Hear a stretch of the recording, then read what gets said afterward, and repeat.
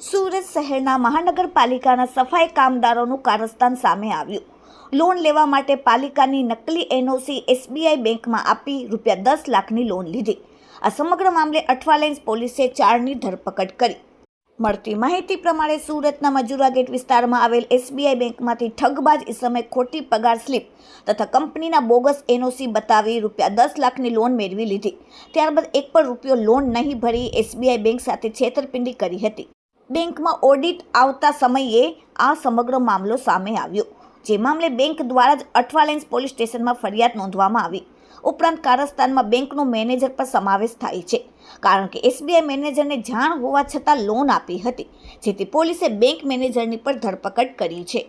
ઠગબાજના આ ગુનામાં કુલ પોલીસે 4 આરોપીઓની ધરપકડ કરી છે, જેના નામ છે બળવંત નટવર સોલંકી, એસએમસી સફાઈ કર્મચારી, 2 નિલેશ ઉત્તમ ગોહિલ અને અંકિત નવીન ચૌધરી લોન એજન્ટ, અને 4 Krishna Kumar Jha SBI bank manager.